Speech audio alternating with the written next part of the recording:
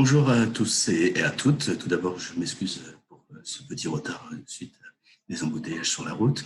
Donc aujourd'hui, on va désacraliser un petit peu les C2E, expliquer quel est leur fonctionnement, dans quel cas ils peuvent être utilisés dans cette formation qui sera donc le titre un petit peu glamour, mais un levier indispensable dans les investissements d'efficacité énergétique. Et on va voir que ces investissements peuvent être à de multiples différents. Alors, pour faire un rapide revenir sur le sommaire, donc, dans un premier temps, je vais vous expliquer le pourquoi du dispositif des C2E, comment il est né, comment il a vécu, puisque ça fait maintenant plus de 11 ans qu'il a été mis en place, quels sont les différents termes techniques, quels sont les différents acteurs qu'il y a dans le monde des C2E, à la fois des acteurs étatiques et des acteurs privés, je vais vous les expliquer. Et dans un troisième temps, je vais vous présenter le bilan et évolution un petit peu de ce secteur du C2E qui est aujourd'hui en pleine évolution. Et surtout, je vais vous présenter des cas pratiques que vous allez pouvoir utiliser et qui vont vraiment vous sensibiliser dans la vie de tous les jours. Vous allez comprendre vraiment quel est le potentiel des C2E qui est encore aujourd'hui très mal utilisé ou expliqué. Donc, comme vient de vous le répéter Bénédicte, n'hésitez pas si vous avez des questions à les poser par la suite grâce au petit Q et R que vous avez au niveau de votre logiciel. Alors, pour ma part, je fais partie d'une entreprise délégatrice. Je vous présenterai exactement ce que c'est une entreprise délégataire. C'est pour ça que j'ai une certaine connaissance dans le monde des certificats d'économie d'énergie. Alors, pour commencer, je vais vous présenter une vidéo qui dure un peu plus d'une minute et qui résume très bien les principaux points à prendre en compte dans les C2E. Donc, je vous laisse la regarder. L'État français a voté la loi en 2005. Certificat d'économie d'énergie. Le principe est d'inciter entre autres des entreprises ou des collectivités à réaliser des travaux pour faire des économies d'énergie en obligeant certains acteurs de l'énergie à financer. Si le fait et s'expose à la ces travaux peuvent être constatés.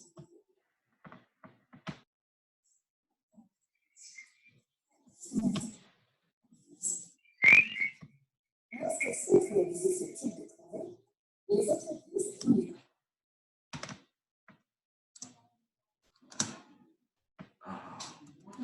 Alors, j'espère que vous entendez à peu près bien la vidéo. S'il y a des personnes qui apparemment ne l'entendent pas, c'est bien. Si vous pouvez me faire remonter les informations dans le...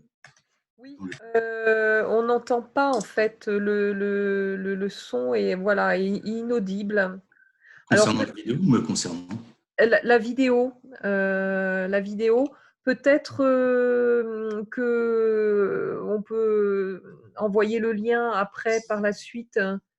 D'accord. Sinon, je peux vous proposer d'essayer de faire un partage d'écran d'une vidéo.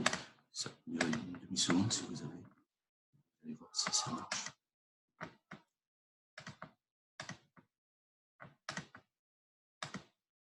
Vous allez me dire si c'est meilleur.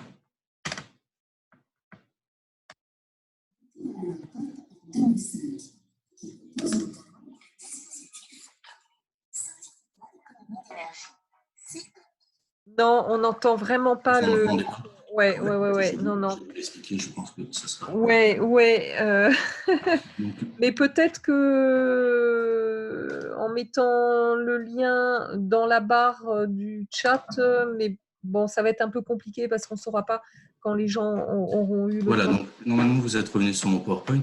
Donc ce qui était expliqué dans cette vidéo, on va déjà reprendre exactement de qui est les tenants et les aboutissants au niveau des C2E. Donc vous avez ce qu'on appelle des obligés.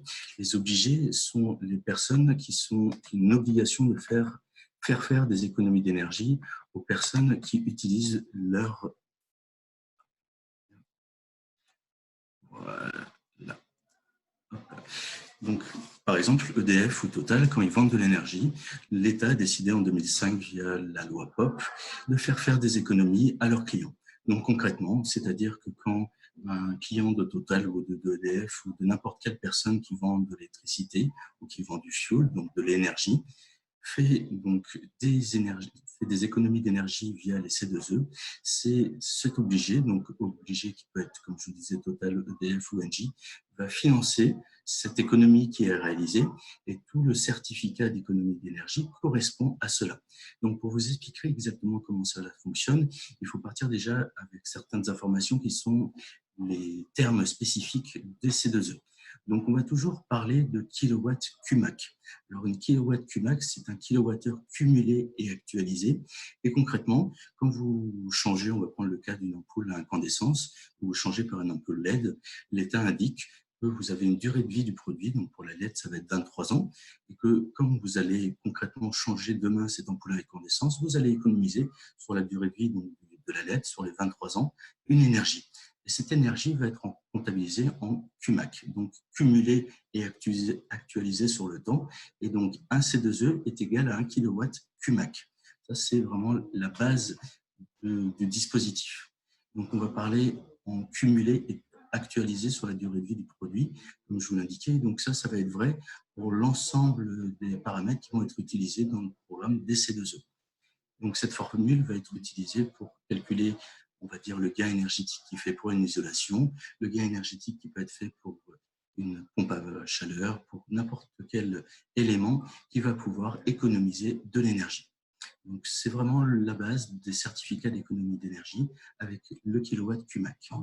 Donc, le kilowatt QMAC qui va être acheté in fine par les obligés parce qu'il a une obligation de faire des économies à leurs clients finaux. Concrètement, le système repose sur le simple fait que l'État a indiqué aux personnes, par exemple les obligés, que s'ils ne font pas faire cette économie d'énergie, donc s'ils ne réalisent pas des kilowatts QMAC, ils vont avoir des pénalités. Et donc concrètement, aujourd'hui, la pénalité est de 15 €. Et s'ils font faire leur C2E sur le terrain, ils vont se négocier entre 6 et 8 €. Donc les obligés, que sont les vendeurs d'énergie, ont tout intérêt à utiliser le système des C2E, qui est profitable parce qu'il permet d'une part de réduire les gaz à effet de serre, on va limiter tout ce qui est chauffage et tout ce qui est consommation d'énergie. Et dans un second temps, cela va pouvoir profiter à toute l'économie qui est sous-jacente et surtout dans de nombreux cas, comme par exemple dans l'industrie, dans le tertiaire, ça va être de très grandes consommations d'énergie qui vont pouvoir être économisées. Donc ces C2E, ils vont être gérés sur une bourse, appelée dite la bourse des C2E. Donc c'est un bien meuble. Et c'est pour ça que ce bien va pouvoir fluctuer en fonction de l'offre et de la demande. Et si on revient, je vous le présenterai plus en détail par la suite. Au début du dispositif, on était environ à 0,5 à 1 € le C2E. Et aujourd'hui, comme je vous le disais, il est aujourd'hui entre 7 et 8 €. Donc il a vraiment beaucoup évolué et il a un cours qui est très fluctuant. On est vraiment dans le cadre d'une bourse. Donc, dans ce programme-là, vous allez avoir, comme je vous le disais, les différents acteurs. Donc, vous avez les obligés qui sont ceux qui sont obligés de réaliser, de faire des économies d'énergie. Vous avez le PNC2E, qui est le pôle national, qui va valider que les certificats ont bien été faits dans la règle de l'art. Il faut savoir que ce dispositif est purement déclaratif. Ça veut dire qu'il va avoir à chaque fois une liasse administrative qui va être faite soit par la personne qui va faire les C2E, soit par un délégataire qui va être une entreprise qui va aider les bénéficiaires et les obligés à pouvoir créer ces C2E et donc à pouvoir aller jusqu'au bout du processus et donc de pouvoir les vendre in fine aux personnes qui sont les obligés. Donc tout cela émane, comme je vous le disais tout à l'heure, de la loi POP. Et donc le but principal de la loi POP, c'est de limiter les gaz à effet de serre. Le but étant, c'est bien évidemment la loi sur l'engagement national qui date de 2010, qui va être par la suite, et sur les TECV, territoire et énergie positive, qui vont renforcer les dispositifs des C2E dans le cadre de la transition énergétique. Donc, comme je vous le disais, c'est vraiment un outil de politique de maîtrise de l'énergie et surtout, il permet à l'État de pouvoir contrôler via d'autres moyens qui sont à l'intérieur du coup de pouce. Vous avez à l'intérieur du C2E qui sont les coups de pouce. Vous avez dû entendre récemment ce qu'on appelle les chaudières à 1 €, pas qu'à 1 €. Et donc, cela est un petit aspect du C2E sur lequel l'État met ce qu'on appelle un coup de pouce, c'est-à-dire qu'il incite les vendeurs d'énergie, par exemple Total, EDF, à mettre l'accent sur tel et tel produit, par exemple pour éliminer tout ce qui est chaudière au fioul en France en ce moment. Donc, on a mis en place le coup de pouce sur les chaudières à 1 € qui permet d'avoir des chaudières qui sont de bien meilleure génération, bien plus efficientes et donc qui consomment par la même moins d'énergie. Donc, c'est un point qui est quand même important aujourd'hui dans le cadre de la politique nationale. Alors, on va parler des origines des déperditions énergétiques. Donc, il faut savoir que les C2E, comme je vous le disais, c'est limiter les consommations. Donc, comment on va faire pour limiter les consommations et réussir à répondre à la fameuse phrase de l'ADEME, l'énergie la moins chère est celle qu'on ne consomme pas. Donc, concrètement, pour limiter les déperditions énergétiques, quand vous êtes dans le cadre d'une maison, d'une entreprise ou de quelconque bien immobilier, vous avez forcément des déperditions. Donc, on va prendre plusieurs cas qui sont différents postes.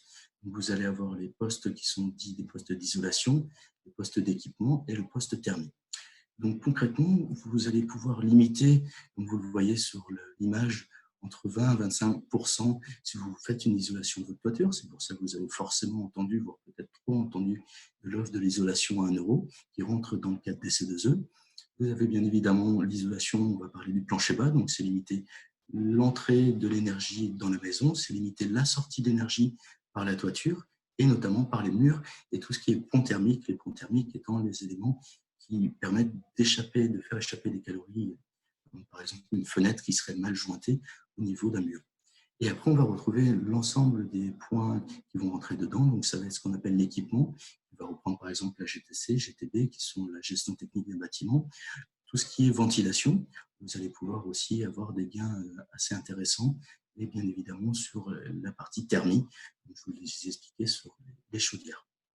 Alors, je vais revenir concrètement sur les différents acteurs, ce que j'ai commencé à vous expliquer tout à l'heure. Donc, les obligés, c'est absolument tous les vendeurs d'énergie. Comme je vous le disais, ils ont une obligation, donc les périodes qui sont des périodes triennales, présenterai par la suite.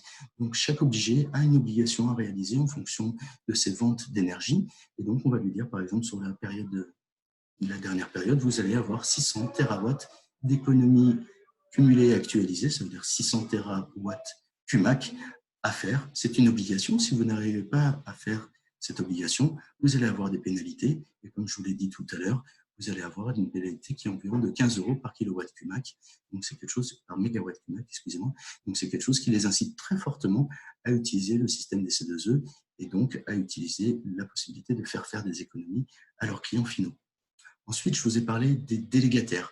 Alors, les délégataires, c'est à la fois des entreprises qui ont une délégation, ça veut dire qu'elles ont récupéré une partie de l'objectif d'un obligé, c'est pour ça qu'on les appelle délégataires, mais c'est avant tout des entreprises qui vont aider à la fois les bénéficiaires finaux, qui sont des entreprises, des particuliers, et les vendeurs d'énergie que sont les obligés, pour qu'ils arrivent à atteindre leur quota d'obligation et qu'ils réalisent effectivement des C2E.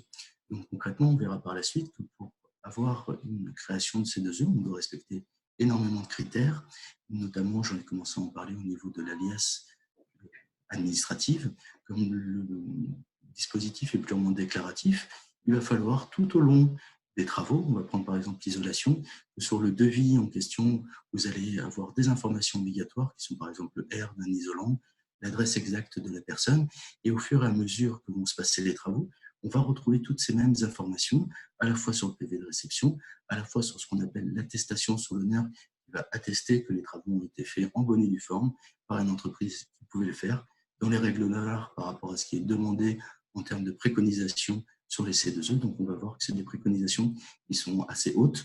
On est quasiment au niveau de la RT 2020 pour beaucoup de postes. Ensuite, donc, les bénéficiaires. Donc, parfois, on pense que seules les entreprises ou seuls les particuliers peuvent être bénéficiaires des C2E. Il faut savoir que tout le monde peut être bénéficiaire des C2E. À la fois les collectivités qui vont être des éligibles, donc je vais y venir juste en dessous, mais aussi les entreprises, aussi chacun en termes de particuliers va pouvoir profiter, comme par exemple du coup de pouce de la chaudière à 1 euro, on va pouvoir profiter des C2E. Vous avez ensuite un acteur qui est un peu particulier, qui s'appelle les éligibles. Les éligibles sont uniquement les collectivités locales et les bailleurs sociaux.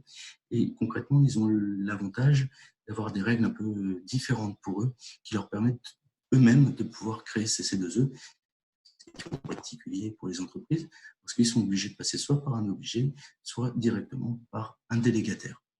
Alors, pour finir, on va retrouver toutes les personnes qui vont être transverses aux ces différents acteurs, donc tout ce qui vont être fourniture d'équipements, les installateurs bureaux d'études, puisqu'ils vont être à la fois prescripteurs par rapport au C2E et au niveau des besoins et des demandes qui vont être faites par les entreprises, mais aussi la maîtrise d'œuvre, la maîtrise d'ouvrage, et l'ensemble de ces acteurs économiques vont pouvoir participer directement et indirectement à faire des C2E et donc à faire des économies. Concrètement, aujourd'hui, pour les entreprises, elles peuvent toujours essayer de créer leur C2E et donc de faire valoriser leurs travaux directement avec des obligés, mais force est de constater aujourd'hui que cela est assez difficile, donc d'où la mise en place des délégataires pour faciliter ce travail et pour permettre la bonne création des C2E et que ça soit fait vraiment dans les règles de l'art, comme je vous l'expliquais juste auparavant. Ensuite, les acteurs institutionnels. Donc, vous allez retrouver le pôle national des certificats d'économie d'énergie, qui est appelé le PNC2E. Donc, sa mission, à lui, est de valider que les dossiers qui lui sont donnés sont bien réalisés en fonction des déclarations qui se font. Donc, je vous l'ai expliqué un petit peu plus tôt, ce dispositif est purement déclaratif. Donc, le PNC2E va vérifier au début, comme je viens de vous l'expliquer, le devis comportait bien les mentions afférentes au dispositif, que les travaux ont bien été faits en fonction de ce qui avait été préconisé, que l'attestation sur l'honneur et que l'ensemble des points sont bien valides et correspondent bien à ce qui a été demandé, notamment via des fiches d'opération standardisées, je reviendrai tout à l'heure, les FOSS, dans le métier, qui décident de concrètement ce qui est demandé en termes d'éligibilité, préconisation par rapport aux travaux. Ensuite, donc, il y a l'ADEME. Donc, l'ADEME, que vous connaissez tous, on participe à l'élaboration de ces fameuses fiches d'opération standardisées et surtout au calcul des kilowatts QMAC. Donc, chaque fiche va trouver un calcul différent en termes de kilowatts QMAC. Et donc, ces calculs sont faits en fonction des fiches. Je vous les présenterai à la suite dans le cadre des exemples. Et donc, c'est l'ADEME qui met cela en place. On a ensuite la T2E, qui est l'Association technique des économies d'énergie, donc qui est en charge aussi d'actualiser, de proposer des nouvelles fiches et de faire vivre le dispositif des C2E. Donc, ça va être une association qui va intervenir partout en France. Vous avez bien évidemment, que ce soit pour l'ADEME ou la T2E, les sites internet qui vont pouvoir permettre de prendre contact avec eux ou de pouvoir voir exactement ce qu'ils font. Ensuite, on a un site internet qui est une plateforme d'enregistrement qui s'appelle EMI, et c'est la fameuse bourse dont je vous parlais tout à l'heure. Le prestataire est en PowerNext, et donc vous pouvez vous-même aller directement sur le site d'EMI et regarder à combien s'échangent les C2E, quelles sont les demandes, quelles sont les offres qui sont faites. C'est quelque chose qui est totalement transparent. Donc, les 4 acteurs institutionnels dont je viens de vous parler régissent totalement la partie des certificats d'économie d'énergie. Ensuite, donc, on a parlé tout à l'heure des périodes. Donc, comme je vous le disais, le cours de C2E a beaucoup évolué. Donc, on part de la première période, donc fin 2005, donc 2006, qui va s'arrêter fin 2010, où là, on avait une obligation, je vous parlais de térawatts QMAC. Donc, au départ, on était à 54 térawatts QMAC, qui ont été très largement atteints. La deuxième période, on a augmenté légèrement les obligations, donc on est passé à 460, et vous allez voir qu'on est monté comme ça jusqu'à la période dans laquelle nous sommes aujourd'hui, qui est la quatrième période, où il y a 1200 terawatts QMAC d'obligations. Et à partir de la troisième période est rentré un nouveau type de C2E qui est appelé un C2E précarité. Son objectif était tout simplement de pouvoir permettre aux ménages dits en précarité énergétique d'avoir une subvention supplémentaire. Donc concrètement, quand les bailleurs sociaux qui ont beaucoup de personnes qui sont dans le cadre de précarité ou grande précarité énergétique, ça leur permettait via une incentive pour les amener et amener les entreprises à travailler plus auprès de ces personnes-là. Donc, ont été créés les C2E précarité. Donc, ça fait aujourd'hui, pour la quatrième période, 1200 terawatts de C2E dits classiques et 400 terawatts de C2E dits précarité, qui peuvent être faits que dans des ménages dont je viens de vous parler, qui respectent des critères au niveau de la grande précarité et petite précarité énergétique. Donc, ce qu'il faut retenir au niveau de cette période, c'est que le début du certificat, on arrivait très facilement à atteindre les objectifs. Et pour aujourd'hui, donc, qui est la dernière période, l'objectif étant tellement élevé, les 1600 terawatts cumulés, on a beaucoup de mal à atteindre donc, ces quotas. Et ce qui se passe concrètement, quand vous avez dans tout le marché un problème entre l'offre et la demande, et ben, au début des C2E, vous aviez un C2E qui était à 1 euro parce que vous aviez beaucoup d'offres et peu de demandes. Et aujourd'hui, comme l'offre se raréfie et que la demande est très très grande, parce que tous les obligés veulent réussir à aller jusqu'au bout de leur obligation et donc de ne pas avoir à payer les fameux 15 euros de pénalité, et ben, ils cherchent par tous les moyens à obtenir ces fameux C2E, que ce soit de façon indirecte, en réalisant des travaux, en faisant faire des travaux via les installateurs, via les pompes à chaleur, comme je vous le disais, soit dans une autre possibilité, c'est d'acheter directement sur le marché qui est Dispot, ça veut dire gré à gré. Vous pouvez acheter et revendre des C2E qui sont finalisés. Et donc, ce qui a fait envoler totalement le cours des prix des C2E. Il faut savoir, donc, il y a moins de 3 ans, le C2E était à 4 euros. Et il y a 5 ans, il était à 1,50 €. Donc, vous avez vraiment une multiplication par quasiment 4,5 en l'espace de 4 ans. Et donc, c'est pour ça aujourd'hui qu'il y a tant un dossier qui est dit et que cela devient de plus en plus obligatoire pour que ce soit des entreprises ou des installateurs de prendre en compte les C2E. Ils ne peuvent plus ne plus prendre en compte les C2E quand vous avez certains travaux, certains devis qui sont pris entre 60 et 90% en compte par les C2E. C'est quelque chose qui est très important pour eux à prendre en compte. Donc voilà pourquoi aujourd'hui les C2E sont devenus un peu plus connus, sachant qu'il faut reprendre que ça fait maintenant 11 ans que les C2E existent et que ça n'a pas été, ils n'ont pas eu autant d'engouement. C'est un des points importants à prendre en compte. Donc, comme vous le voyez sur le prix émis, donc en 2008, on est à 0,3 et vous allez voir, donc là on parle de kilowatts CUMAC, sachant que les prix que je vous donne de 6-7 euros sont des mégawatts CUMAC. Donc, si on parle en mégawatts CUMAC, on va avoir 3 euros sur le début de la période. Vous avez eu beaucoup de montées-descentes. Et comme je vous le disais, en 2016, donc il y a 3 ans de cela, le C2E était tombé à 1,50 €, 2 euros avant de remonter. Donc, la deuxième courbe que vous avez en vert, ce sont les C2E précarité. C'est pour ça que vous avez une deuxième courbe qui vient juste en P4. Comme je vous l'ai expliqué juste avant, les C2E précarité ont été créés qu'il y a peu. Et donc, comme je vous l'ai expliqué tout à l'heure, les fameux 15 euros par mégawatt manquant et la pénalité. Et c'est ce qui crée concrètement l'offre et la demande, parce que si on arrive dans un cas où vous allez avoir un C2E qui atteint 12 ou 13 euros, et ben les obligés n'auront plus un grand intérêt à faire le C2E. Ils préféreront certainement payer cette fameuse pénalité. Donc, c'est ce qui régit aussi le marché, ce qui permet d'avoir un C2E qui devrait normalement se stabiliser dans les prochains mois, voire les prochaines années. Alors, maintenant, je vais reprendre les différentes façons, la possibilité de créer des C2E. Donc, vous avez 90% des C2E qui sont faits via des fiches d'opération standardisées, qui sont définies par un arrêté. Donc, c'est le ministère Écologie et Transition, Écologie Développement Durable, excusez-moi, qui définit par des arrêtés la fiche qui va régir le C2E, donc par exemple pour l'isolation, pour la thermie ou tout autre. Il y a plus de 250 fiches aujourd'hui, de fiches d'opération standardisées. On va avoir un montant qui va être à chaque fois calculé en fonction de cette fiche. Et ça va permettre, on va dire, plus facilement que sur d'autres opérations, de pouvoir faire une émanation de C2E et de pouvoir créer directement ces C2E via un obligataire ou un obligé, comme je vous le disais. Puis après, il y a d'autres opérations qui sont faites, qui sont assez minimes, puisqu'elles ne représentent à elles seules que 10% des C2E délivrés. Donc, vous avez des opérations qui sont dites spécifiques. Donc, c'est des opérations qui sont faites en général par des très gros industriels sur un gros site et qui ne peuvent pas rentrer dans ces opérations dites standardisées. Donc, on fait des opérations spécifiques qui sont créées et détaillées par l'ADEME. Et donc, dans ce cadre-là, on va dire pour un énorme site, ce qui va générer énormément d'économies d'énergie, on va faire une fiche spécialement pour eux.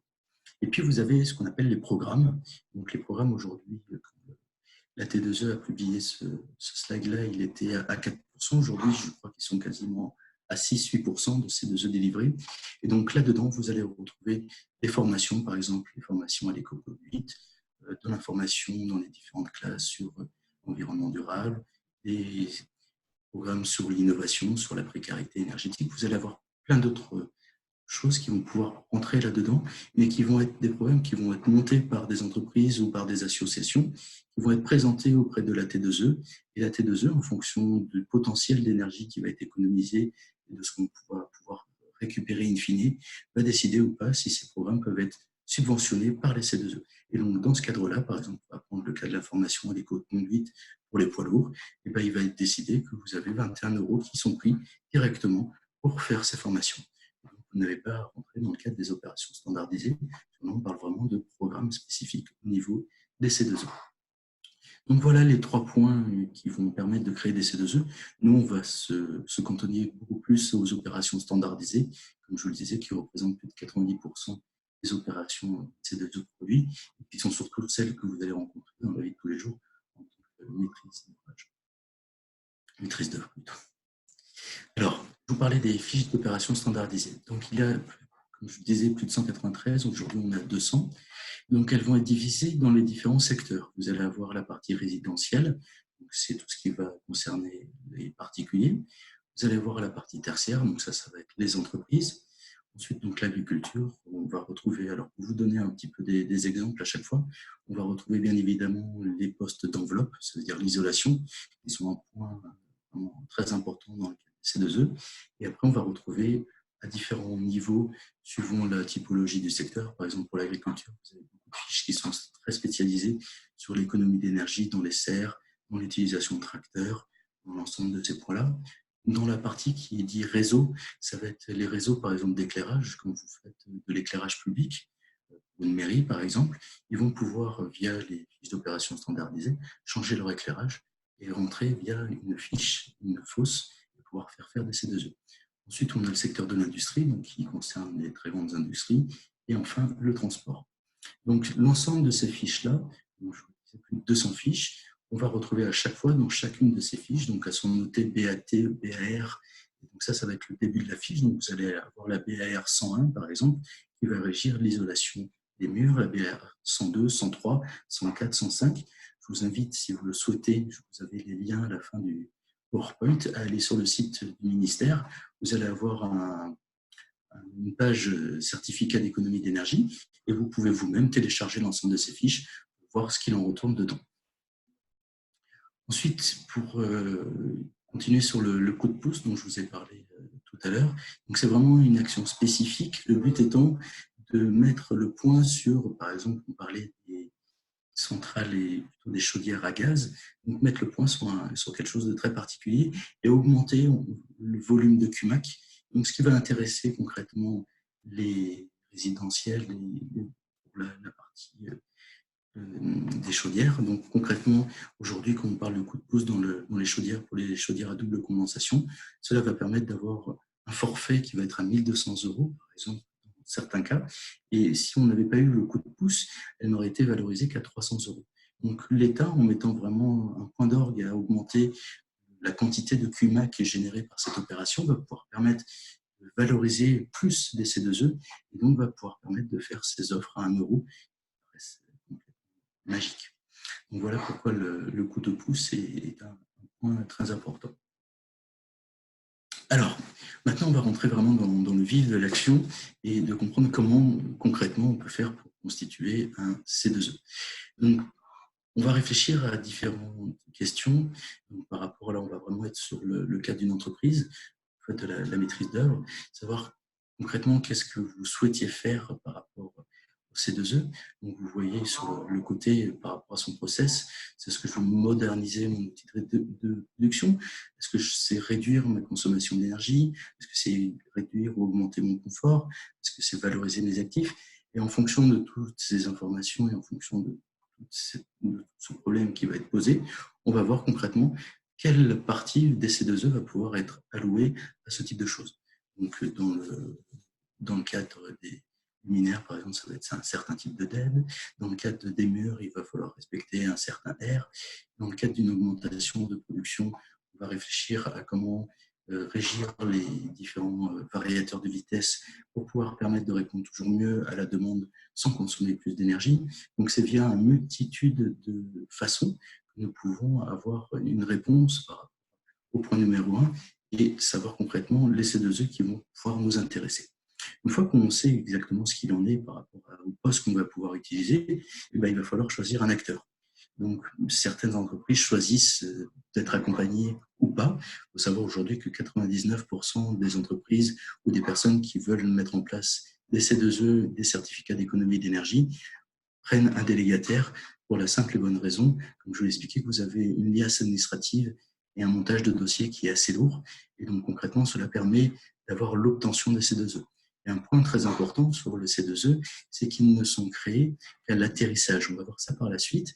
C'est-à-dire que vous allez créer un dossier, vous allez faire des travaux, vous allez valoriser les C2E et à la fin des travaux, à la fin de l'attestation sur l'honneur, ça veut dire tout est fini, on va présenter l'ensemble de la liasse administrative au pôle national qui va les valider et concrètement, les C2E vont pouvoir être touchés que 2 à 3 mois après la fin des travaux. Donc c'est un point qui est important et le fait d'être accompagné par un délégataire vous garantit le fait d'avoir les C2E. Ce concrètement, vous faites un dossier C2E et vous n'avez pas respecté la bonne ligne, vous n'avez pas fait des bons calculs pour la valorisation.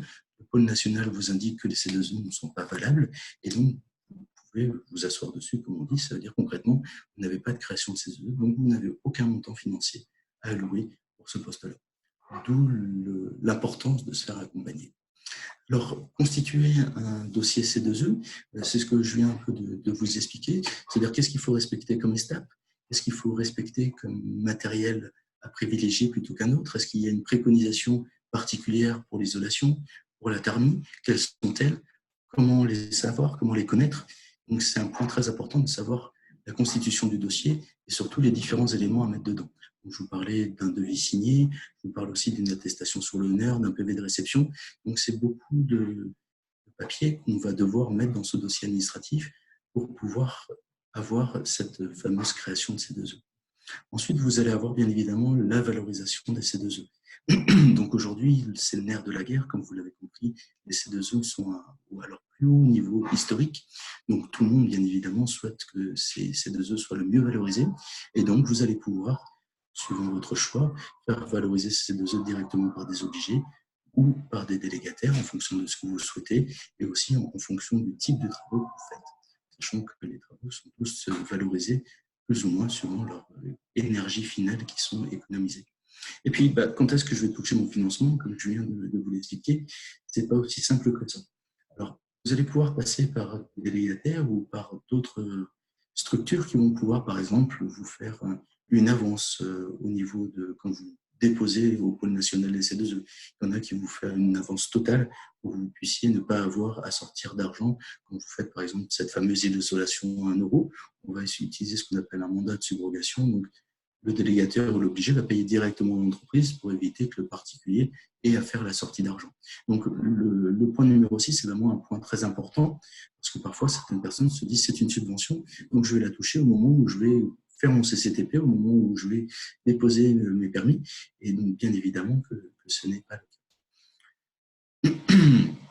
Donc voilà, avec les C2E, comme je l'explique, c'est bénéficier d'une aide financière pour investir dans un équipement performant, consommant moins d'énergie. Donc il faut bien prendre en compte le fait que les produits et les investissements qui sont faits dans le cadre des C2E sont souvent à la RT 2020 qui va bientôt sortir. Et donc on va aller chercher à chaque fois un niveau supérieur, que ce soit sur les menuiseries, on va avoir un UW, un SW qui va être supérieur à ce que vous allez trouver dans le matériel basique, que ce soit pour les luminaires, que ce soit pour justement les chaudières à double condensation, c'est parce qu'elles ont un rendement qui est très efficace, qu'elles vont pouvoir être prises en compte par les C2E. Donc tout ça est un point très important. Et donc bien évidemment, le financement, comme on va parler d'argent et souvent de grosses sommes dans le cadre de gros dossiers de travaux, c'est un point très important.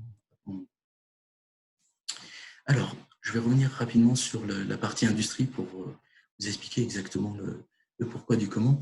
Donc, vous voyez par exemple, en haut à gauche, vous avez au niveau de la motorisation, donc 1 de UT 112, c'est le nom de la fameuse fiche. Donc, ça va être la fameuse fiche industrie. Utility est donc le numéro 112. Et donc, elle va concerner les moteurs à haut rendement classe de type IE2. Et donc, vous allez retrouver donc, toutes ces fiches qui vont pouvoir, dans le cadre de ce process de l'industrie, vous permettre de savoir exactement qu'est-ce que vous pouvez utiliser pour mettre en place des économies d'énergie.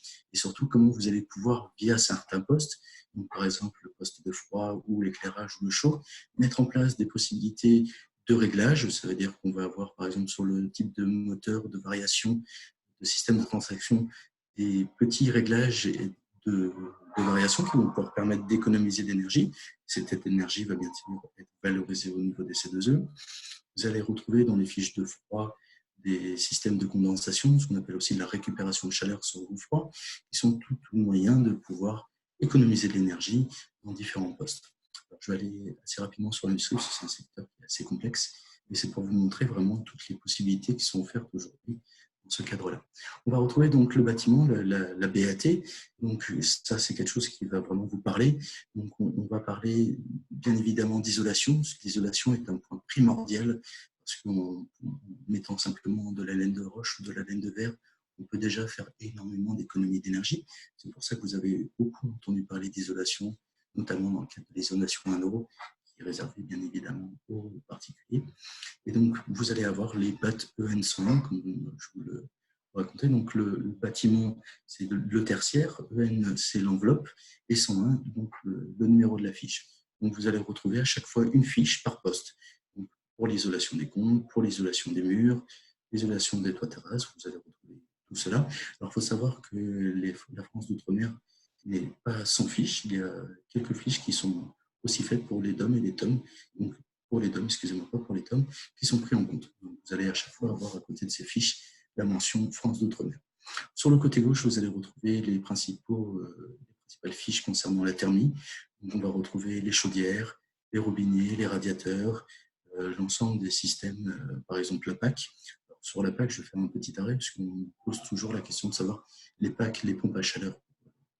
Pour ceux qui ne connaissent pas ce terme, c'est que les pompes à chaleur RO ou OO. C'est-à-dire que les 3/4 des pompes à chaleur que vous avez dans vos bureaux sont des pompes à chaleur RR et elles ne sont pas prises en compte par les C2E.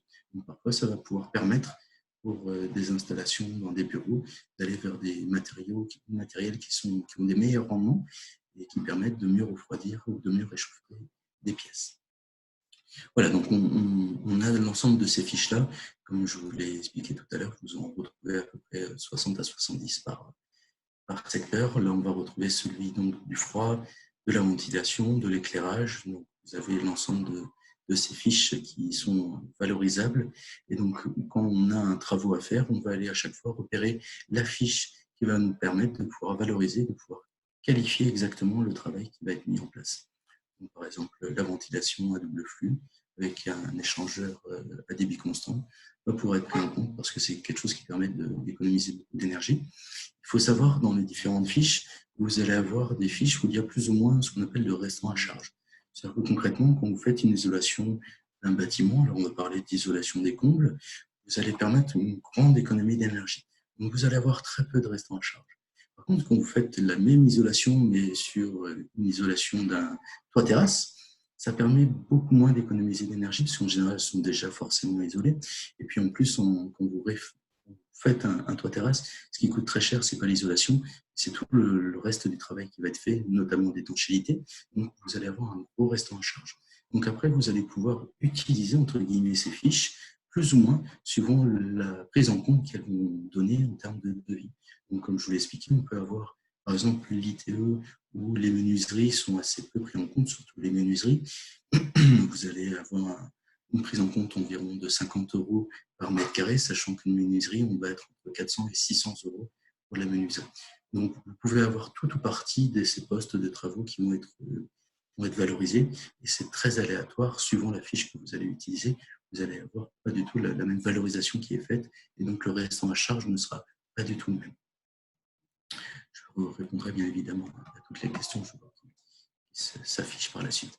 Alors, je vous parlais tout à l'heure de la partie planification et quel est un point qui est très très important parce qu'il y a plusieurs éléments qui vont être obligatoires et qui on ne va pas pouvoir revenir en arrière. Et le premier point, c'est ce fameux rôle actif et incitatif. Donc, ça s'appelle le RAI dans le métier de C2E et c'est ce qui va être la première chose à mettre en place. Donc concrètement, si l'État a indiqué que si vous faisiez des travaux d'économie d'énergie, donc vous avez isolé l'ensemble de vos combles, vous ne l'avez pas fait par une opération 1 euro, mais vous l'avez fait par un professionnel de façon normale, et quelques semaines après, vous rencontrez quelqu'un qui vous parle de l'opération 1 euro, vous parle des C2E, l'État indique que si vous n'avez pas eu un rôle actif et incitatif, ça veut dire que cette opération qui a permis de faire une économie d'énergie, s'il n'a pas été fait parce qu'on vous a parlé des C2E et qu'on vous a incité à aller prendre un matériel qui allait avoir une meilleure qualité, qui allait pouvoir encore consommer moins d'énergie, eh bien, pour l'État, c'est que vous n'avez pas besoin d'argent pour faire ces travaux-là.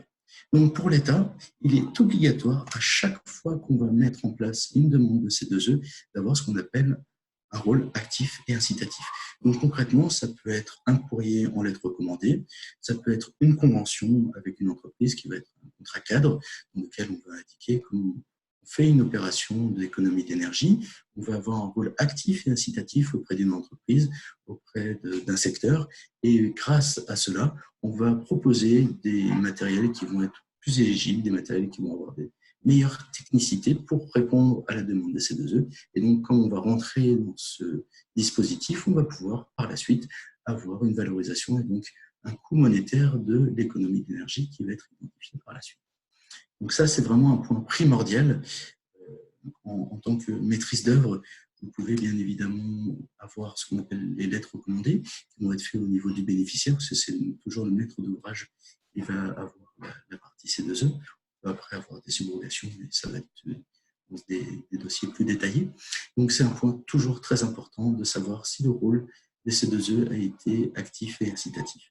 Donc, toujours mettre en place soit une convention, si vous êtes sur un ensemble de travaux sur différents postes, donc d'une entreprise, soit au minimum, soit une lettre recommandée qui va permettre au délégataire ou à la personne de prouver qu'elle a bien fait un rôle actif et incitatif via, par exemple, le recommandé. Ensuite, donc, on va avoir l'identification de la date d'enchaînement des travaux. Donc, concrètement, vous allez toujours parler de cette isolation. Donc, on va parler du devis. Donc, le devis doit être fait en fonction alors, on y reviendra par la suite, je vous montrerai au niveau des fiches standardisées. Il y a certaines mentions obligatoires qui doivent apparaître sur un devis. Donc, par exemple, pour le cas de l'isolation, ça va être le R d'un isolant, ça va être l'adresse exacte, parce que si les travaux ont été faits de l'isolation et que l'année d'après, on veut faire des travaux de thermie, par exemple pour changer une chaudière, il faut bien préciser qu'à cette adresse, qui est le 2 bis rue Latin, vous avez eu des travaux, mais qui sont des travaux d'isolation. Et donc, ça veut dire que le pôle national des C2E, comme l'année d'après, il va avoir des travaux qui vont être des travaux pas d'isolation, il va pouvoir aussi accepter ces travaux.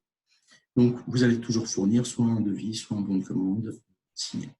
Vous allez avoir après donc, la période des travaux, qui va être identifiée à la fin par l'achèvement de cette dite opération. Et donc là, on va avoir encore une fois, soit la facture ou le devis signé, mais en général, on a un PV de réception. Et à la suite de ça, on va avoir une attestation sur l'honneur. Donc, dans chaque fiche d'opération standardisée, vous avez ce qu'on appelle le cadre A, qui est la dernière page de ces fiches d'opération, qui est un cadre qui va être envoyé aux bénéficiaires des travaux et qui va reprendre évidemment tout ce qui a été fait depuis le début. C'est-à-dire que vous avez tels travaux qui ont été demandés, avec tel professionnel, par exemple, on va avoir un travaux d'isolation, on a mis tel matériel en place, donc avec tel R d'isolant, par exemple, pour l'isolation, et cela a été fait dans les règles de l'art, parce que le professionnel a bien respecté tous les postes, il a bien fait tous les travaux comme il se devait. Donc, le bénéficiaire va attester sur l'honneur auprès du pôle national, parce que cette attestation va finaliser le dossier et va être envoyée auprès du pôle national des C2E. Et donc, ensuite, on va avoir jusqu'à 1 an pour déposer le dossier sur ENMI et donc pouvoir concrètement toucher les C2E.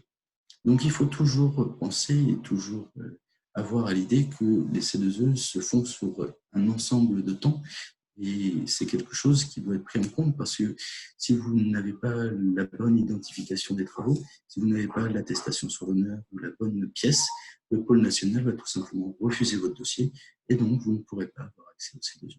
C'est pour ça que beaucoup d'entreprises, beaucoup de personnes travaillent en C2E, passent par des délégataires qui sont, comme je vous le disais tout à l'heure, des entreprises qui sont vraiment spécialisées là-dedans. Et cela est nécessaire car le pôle national, encore une fois, ce dispositif est totalement déclaratif.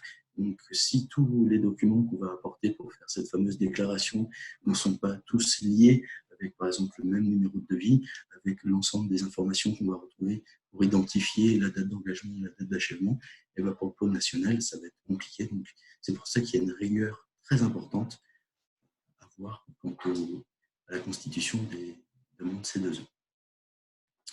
Alors là, on va revenir rapidement sur l'ensemble des points. Et donc, je vous disais, le lien administratif doit vraiment être clair entre le rôle actif et incitatif, la demande d'engagement, l'éligibilité des produits, donc ça on va revenir par la suite au niveau des présentations, la preuve de réalisation, le justificatif, le chaînage administratif et l'attestation sur l'honneur. Donc l'ensemble de cette liasse administrative dont je vous ai parlé, ça va pouvoir permettre de créer 1 kW une opération qui va créer des C2E et tout cela va être déposé sur le compte émis. Donc c'est un point important toujours de bien respecter tout cela et de bien faire vérifier, si vous ne passez pas par une entreprise qui s'en occupe pour vous, que tout est bien cohérent dans l'ensemble des points, dans toutes ces pièces administratives et que le lien soit bien effectif. Alors ici, je vous ai indiqué toutes les possibilités auxquelles vous avez accès. Donc c'est vraiment pour vous donner un maximum d'informations. Bersenbrock vous donnera par la suite le PowerPoint, vous pouvez retrouver ces informations. Bien évidemment, ces informations, vous allez pouvoir les retrouver auprès de l'ADEME, auprès de vos agences locales pour l'énergie et le climat, les ALEC. Vous allez le retrouver aussi sur les fiches Internet du ministère. Donc, c'est quelque chose auquel vous allez pouvoir participer. Et donc, en fonction de si vous allez travailler avec un obligé, un délégataire, un mandataire, un trader, vous allez avoir à chaque fois des avantages, entre guillemets, et des défauts. Et donc, il faut voir en fonction de votre souhait. Donc là, on va reprendre au départ l'objectif qui est fait pour votre opération de C2E. Est-ce que c'est pour faire une économie d'énergie en fonction d'un processus, un procédé plutôt? Est-ce que c'est de gagner de l'argent? Est-ce que c'est de pouvoir avoir plus de confort? Parce que quand on fait des C2E, il y a aussi une notion de confort. On accueille des personnes dans des bâtiments publics, on travaille dans des centres hospitaliers. La notion de confort de cette passion et sont très importants. Donc, on va avoir pour tous les secteurs des tenants et des aboutissants qui vont être très différents. Et donc, chacun d'entre vous, que vous êtes, vous allez pouvoir choisir en fonction de passer directement par un délégataire ou un mandataire pour choisir concrètement ce qui va pouvoir vous être le plus simple. Ce qu'il faut retenir aujourd'hui, c'est que pour avoir accès aux obligés, il faut avoir des très grands volumes. L'accès aux obligés est assez contrôlé, il est dur d'avoir accès à ces grandes entreprises.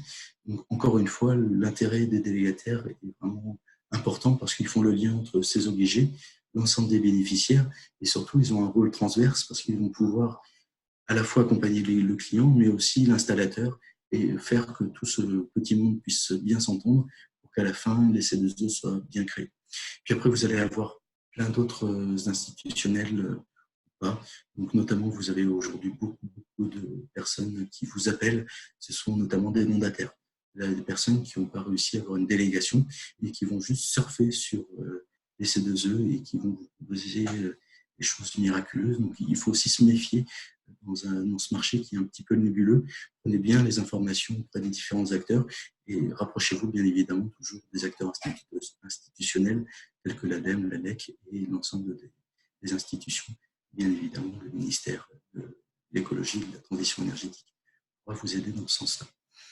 Il faut savoir que les bureaux d'études peuvent être prescripteurs, autant que les bureaux de contrôle.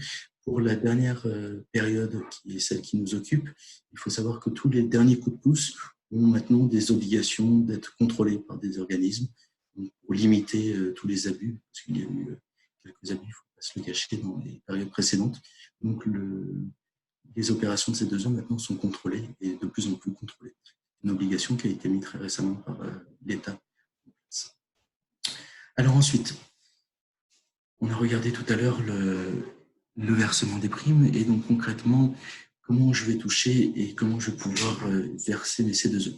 Donc, je vous ai parlé du mandat de subrotation. Ça veut dire que vous allez avoir ce qu'on appelle un mode direct et un mode indirect. Concrètement, on va reprendre cette fameuse opération des C2E et l'opération 1 euro. Quand vous faites participer une entreprise à cette opération, elle va venir donc faire le devis, faire l'ensemble du dossier et faire votre opération. Ça va vous coûter 1 euro symbolique. Comment cela est possible? Eh bien, tout simplement, les 2 000, 3 000 ou 5 000 euros qu'on veut coûter les travaux, l'entreprise qui va faire les travaux va se les faire payer directement par l'obligé ou par l'entreprise délégataire. C'est-à-dire que le flux de trésorerie ne va pas passer par le bénéficiaire. On pourrait tout à fait concevoir la chose. Vous faites votre isolation, vous la payez 2 500 euros et vous allez toucher le fruit de vos C2E 2 ou 3 mois après avoir fait donc vos opérations de travaux. Donc ça, c'est aussi un point important, c'est que vous allez pouvoir, en fonction du type de travaux que vous allez faire, en fonction du type de restant à charge, avoir un choix plus vers un mode direct ou indirect, sachant que bien évidemment, aujourd'hui, pour beaucoup de clients, le fait d'avoir un mandat de subrogation, ça veut dire que l'entreprise prend sur elle cette sortie d'argent et prend en compte le fait que l'entreprise n'a pas à la payer, le bénéficiaire n'a pas à la payer. Donc on appelle ça le mode indirect. C'est très intéressant pour des entreprises qui n'ont pas forcément la possibilité de faire des sorties de trésorerie. Bien évidemment, tout ce qui est public, les institutionnels sont très intéressés par ce genre de choses. Et l'isolation à 1 euro représente bien le cas du mandat de subrogation. Donc voilà, c'est aussi un point important à regarder, puisqu'en fonction du mode direct et indirect, vous n'allez pas avoir la même valorisation de vos C2E et ça ne va pas fonctionner de la même façon. Alors, une toute petite précision pour le modèle direct, donc le fameux RAI dont je vous ai parlé, quand vous êtes dans le cadre d'une entreprise qui vient chez vous à titre particulier pour faire une isolation de comble, elle va vous faire signer un devis et sur ce devis, il y aura une mention. Et donc, cette mention va indiquer que, par exemple, les C2E sont valorisés par telle entreprise, dans quel cadre, et cette mention va pouvoir faire porter le fameux rôle actif et incitatif. Et donc, c'est ce qui permet, grâce au partenariat qui a été fait par l'entreprise d'isolation, de pouvoir proposer aux particuliers de faire son isolation, de faire porter le RAI grâce à la signature du client sur ce devis qui va porter la mention. Et donc, c'est comme cela qu'on arrive à avoir un mode de paiement indirect où les entreprises ou les particuliers n'ont pas besoin de faire de sortie d'argent. Après, dans le mode direct, tout simplement, vous allez recevoir l'argent à la fin de l'atterrissage des travaux, plus 1 à 3 mois, en fonction de comment est déposé le dossier et de la rapidité de versement de l'obligataire ou de l'obligé. C'est un point sur lequel il faut être assez vigilant. Quand vous décidez de passer en mode direct, suivant l'obligé ou suivant le délégataire que vous allez choisir, vous allez avoir un paiement qui va aller de différer de 1 à 6 mois. Il faudrait rentrer dans le détail, mais pour l'expliquer simplement, il faut un certain volume pour faire des dépôts pour les C2E. Et donc, suivant la taille de l'entreprise, suivant le type de travaux qu'elle fait valoriser, elle ne va pas pouvoir le faire plus ou moins tous les mois. Et donc, ça va avoir un impact. Si elle fait un dépôt tous les 3 mois, il va falloir avoir un certain temps avant de pouvoir le déposer sur le compte émis. Et le PNC2E a entre 1 et 2 mois pour valider que le dossier que vous avez déposé est bien conforme. Et donc, concrètement, ça peut durer jusqu'à 6 mois si vous faites confiance à la mauvaise personne. Donc, c'est un point important aussi à valider quand vous décidez de passer par une entreprise délégataire ou obligée. C'est valider que le financement sera bien versé au moment des travaux, a posteriori, savoir à quel moment ça va l'être. Alors, maintenant, on va regarder concrètement, je vous ai parlé donc, de ces fameuses fiches d'opération standardisées. Donc, en voilà une. Donc, l'isolation des combles de toiture, qui est appelée la BR-EN 101. Donc, BR pour le côté résidentiel, EN pour l'enveloppe, et 101, c'est le nom de la fiche. Donc, on va avoir tout d'abord le secteur d'application de cette fameuse fiche. Donc, elle concerne tous les bâtiments résidentiels existants. Je vais revenir, si vous le savez sûrement déjà, un point très important et un primordial des C2E, c'est qu'il ne s'adresse toujours que sur les métiers de la rénovation. Il faut toujours que le bâtiment ait plus de 2 ans. On n'est bien évidemment pas sur des bâtiments neufs qui sont obligés de respecter les dernières RT et donc forcément qui sont à des critères environnementaux et écologiques qui sont déjà nettement supérieurs à ce qui a pu être construit il y a des années. C'est bien évidemment pour ça que le C2E se base sur l'existant. Après, ensuite, on va avoir la dénomination. Donc là, on va tout simplement mettre en place une isolation thermique. Donc, on va être en comble perdu ou en ce qu'on appelle en rampant de toiture. Après, on va indiquer exactement ce qu'il faut pour pouvoir réellement avoir les C2E. Donc, je vous parlais le R du thermique. Donc, c'est ce qu'on appelle la résistance. Et donc, concrètement, pour ce type de choses, on va avoir une résistance de 7 pour un mètre carré watt, donc en comble perdu, ou de 6 pour un rampant de toiture. Et donc concrètement, si les personnes veulent mettre en place ces travaux et mettre en place de l'isolation, il va falloir qu'ils respectent au minimum ces résistances thermiques. Ensuite, on va préciser que la mise en place est faite par un professionnel. Dans le cas des particuliers, vous allez avoir les RGE, les calibats qui sont connus de l'environnement, qui vont pouvoir régir les entreprises, qui vont pouvoir créer les C2E, qui vont pouvoir intervenir plutôt dans le marché des C2E. Ensuite, vous allez avoir la typologie de mise en place. Donc, vous allez retrouver l'ensemble du document. Je ne vais pas vous le lire en entier, vous allez pouvoir le revalider tout seul. Et donc, à la fin, vous avez la fameuse formule qui va pouvoir vous dire de combien de kilowatts sont générés par cette opération. Donc, il faut reprendre déjà la zone climatique. Alors, au départ, le certificat d'économie d'énergie, comme c'est pour limiter les gaz à effet de serre, il fallait limiter le chauffage. Et donc, concrètement, l'utilisation de chauffage à Montpellier en H3 ou à Paris en H1 n'est pas du tout la même. Et donc, ça va être répercuté sur le montant kilowatt qui va être généré par rapport à l'isolation de comble, parce qu'on ne va pas prendre en compte la partie climatisation, comme ça peut être le cas dans le sud, mais uniquement le chauffage. Ensuite, vous allez avoir un deuxième paramètre important qui va être l'énergie de chauffage. Donc, en fonction, si on est sur de l'électricité ou si on est sur du combustible, vous n'allez pas avoir la même valorisation qui va être faite. Donc voilà, on va prendre donc une zone climatique H1. Donc on va estimer que nous sommes à Paris, que l'énergie de chauffage après travaux ou pendant les travaux est une énergie électrique, donc on va prendre 1500, et on va multiplier ça par la surface de l'isolant que vous avez mis en place dans votre isolation de comble. Et donc cela va nous donner un chiffre qui va être par exemple 250 kW Cumac, et donc vous allez multiplier ces 150 kW Cumac par le prix du Cumac. Ça va vous donner le prix de ces 2 œufs. Voilà comment fonctionnent concrètement les fiches d'opération standardisées. Alors, pour faire un exemple plus précis, alors là, je vais reprendre donc on va avoir le secteur d'application, la dénomination, la condition, la durée de vie, le montant qui va être fait en fonction de la fiche. Et bien évidemment, de l'autre côté, on va avoir la code de réalisation. Vous allez avoir l'attestation sur l'honneur qui va reprendre l'ensemble de ces points-là. Donc la marque, la surface, et donc toujours dans le cadre de la déclaration au Pôle national de C2E. Donc là, on va prendre par exemple une autre fiche, on va prendre ce qu'on appelle les points singuliers. Donc vous avez dans les très grosses industries un réseau primaire et secondaire d'eau chaude, de chauffage, et dedans vous allez avoir des points singuliers. Donc on va pouvoir isoler ces points singuliers. Donc là, ça va être un peu plus complexe parce qu'en fonction du mode de fonctionnement du site, comme vous le voyez, vous avez en fonction si c'est du 3x8 ou du avec sans arrêt le week-end, si on est sur de l'isolation d'un réseau vapeur, eau chaude, eau surchauffée ou de fluide organique, eh ben, on va avoir un montant qui va être différent. Et donc, on va retrouver l'ensemble sur chaque fiche d'opération standardisée, les fameuses FOSS. On va retrouver à chaque fois donc, comme je vous disais, les critères d'éligibilité. Donc, ça veut dire que le matériel il doit correspondre à tel et tel critère pour être validé dans le cadre de C2E. Et à la fin, vous allez retrouver la formule qui vous permet de calculer le montant final que vous allez pouvoir avoir de kilowatts cumulés et actualisés, ce qui va vous permettre d'avoir le montant financier auquel vous allez pouvoir prétendre.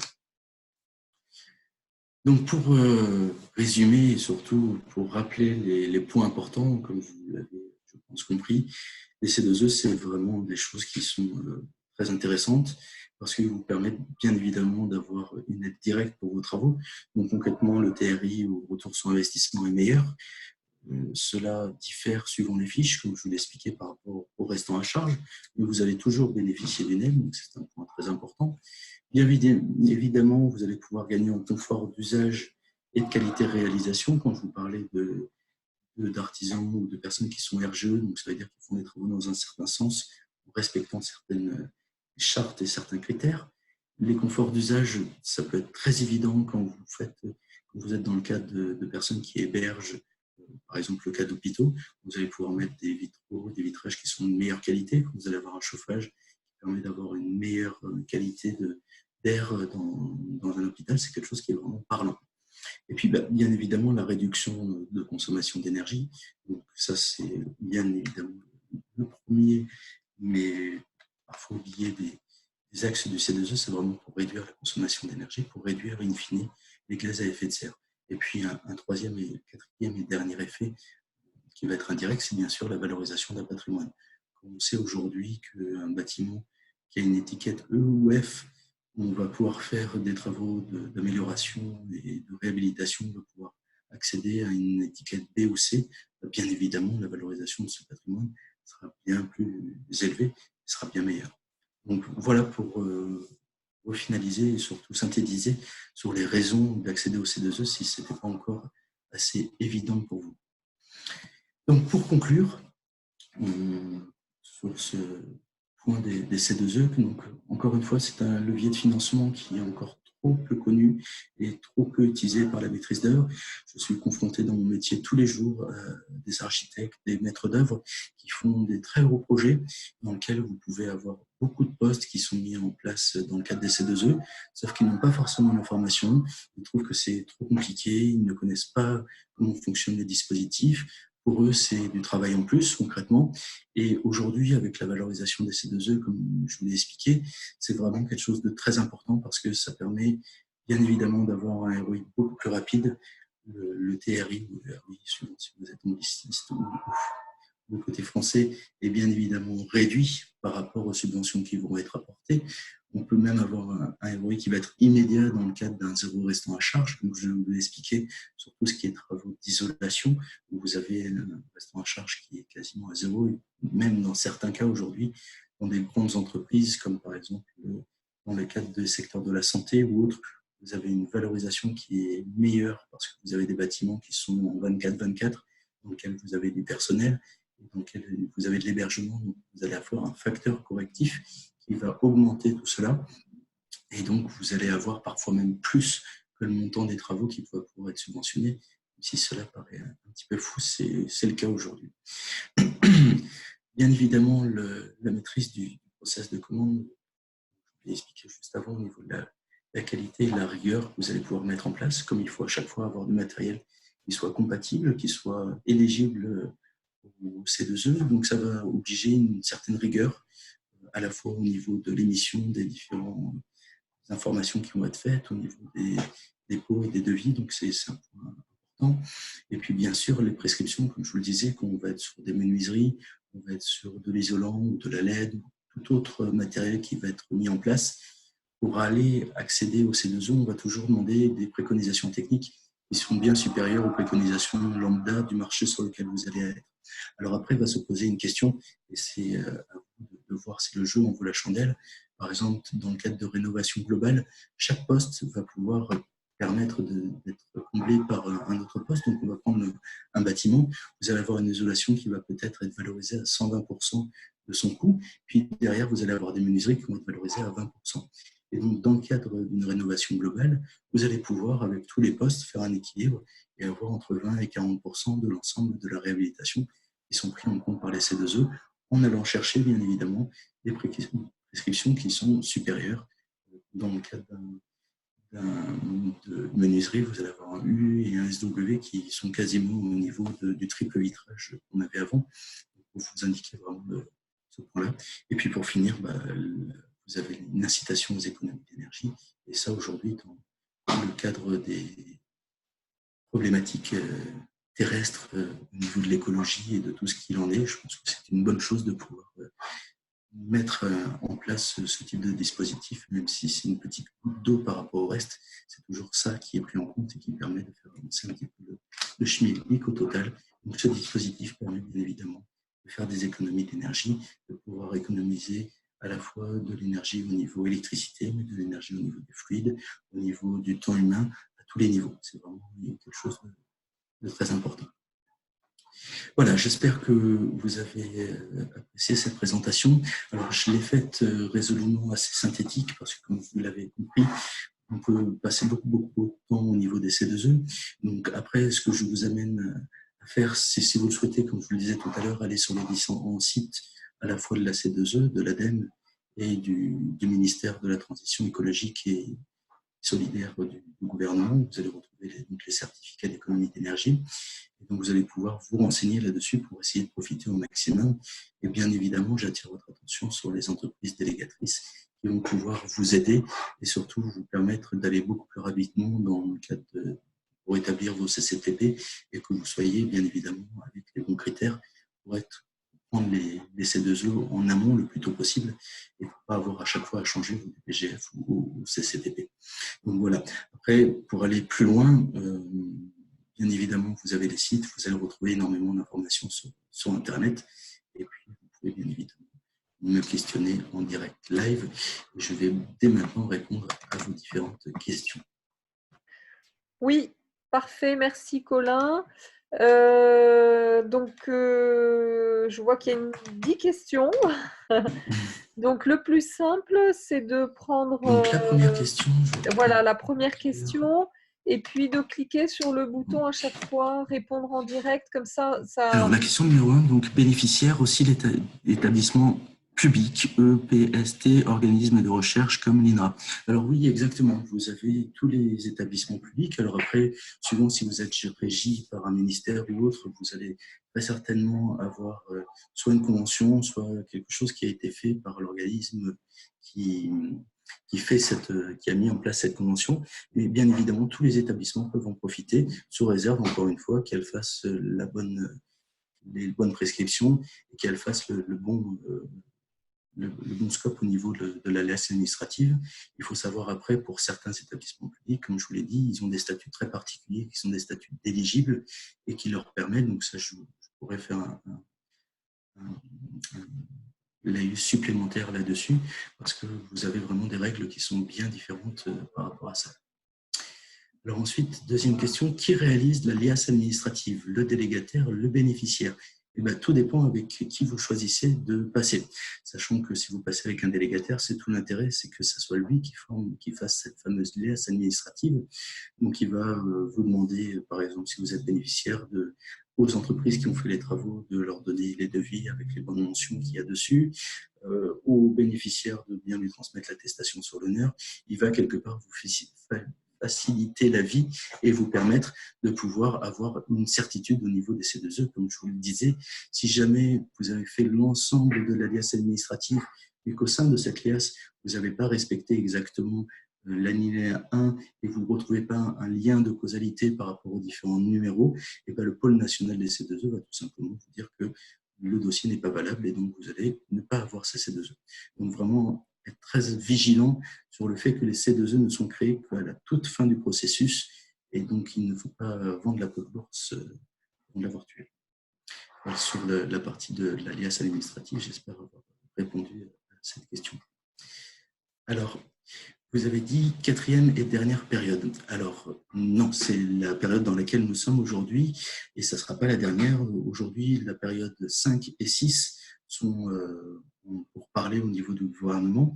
Aujourd'hui, on ne sait pas comment vont être faites ces périodes. On était sur des périodes triennales, on va peut-être passer sur des périodes qui sont plus grandes. Parce que sur la dernière période, comme vous l'avez vu, le prix des C2E a énormément fluctué et cela est dû justement au fait de la bourse, le fait que la période soit très petite, avec un objectif qui était bien évidemment très grand, puisqu'on était quand même à 1600 terawatts, a fait que le cours a totalement envolé, s'est totalement envolé. Et donc, par rapport à ça, tant pour les bénéficiaires que pour les entreprises qui sont dedans, le fait que le cours soit aussi fluctuant n'est pas quelque chose qui soit vraiment très pérenne et donc ne permet pas de travailler dans de bonnes conditions.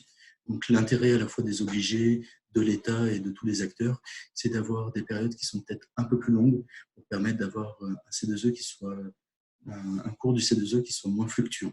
Donc, en tout cas, pour revenir à la question de savoir combien de périodes il reste, on peut dire aujourd'hui que le C2E est garanti jusqu'en 2030, voire 2050. Et aujourd'hui, les deux prochaines périodes vont être la quatrième et la cinquième, donc la cinquième et la sixième. Et donc, on aura des informations précises dans le courant de l'année, sachant que la dernière période était censée se finir en 2020 et qu'elle va être repoussée d'un an pour finir en 2021. Alors, le C2E est un bien meuble, oui, en effet. Est-il possible de spéculer dessus? Bien évidemment. Alors, je vais lire la suite de la question. Par exemple, le cas actuellement des programmes dont le prix est fixé à 5 € par l'État, alors que le cours du marché est autour des 9 €. Ça sert à prendre avec des pincettes, je vous expliquerai pourquoi. Ainsi, les obligés ou les agrégateurs qui achètent les C2E auprès des porteurs de programmes peuvent bénéficier d'une marge de 4 € sans effort particulier. Oui, en effet, c'est tout à fait vrai. Alors concrètement, aujourd'hui, quand on fait des programmes C2E, on essaye toujours, bien évidemment, d'avoir un prix du C2E qui est le plus proche du prix marché, qui est en corrélation avec nos clients, bénéficiaires et autres. Mais il faut savoir que là, il y a eu beaucoup d'abus. C'est que concrètement, vous aviez des C2E qui étaient noyés dans des propositions et donc on ne voyait pas concrètement que les travaux qui étaient faits en fonction d'un C2E et qu'il était valorisé à tel prix.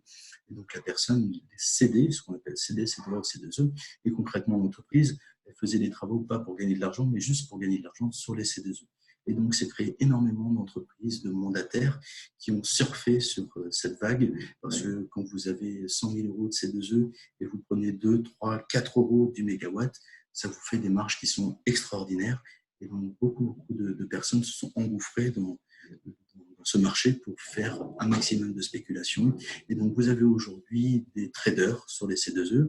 Donc, il faut savoir, comme je vous l'expliquais auparavant, vous avez deux façons de faire les C2E.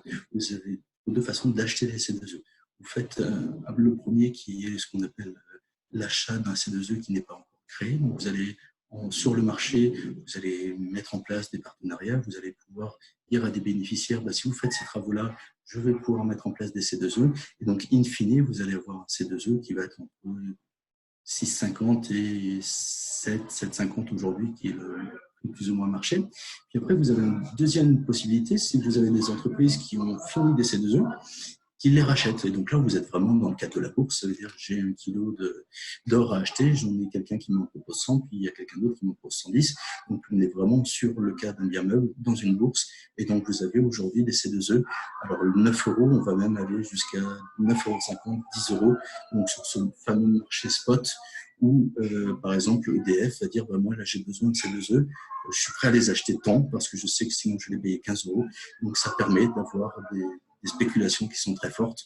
Il faut savoir que les mandataires et les OBG souhaiteraient que le marché justement se pérenne, qu'il y ait un peu plus de pérennité sur ce marché pour éviter ce type de choses et pour éviter ces effets d'aubaine pour des acteurs, des personnes qui ne souhaitent faire que de l'argent au travers des C2E et donc qui oublient un petit peu tout le statut des C2E avec le côté économie d'énergie, le côté de tout ce qu'ils vont avoir là-dessus.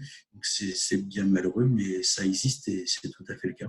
Donc c'est bien pour ça que je vous invite à faire bien attention à qui vous faites valoir vos C2E, comment vous le faites.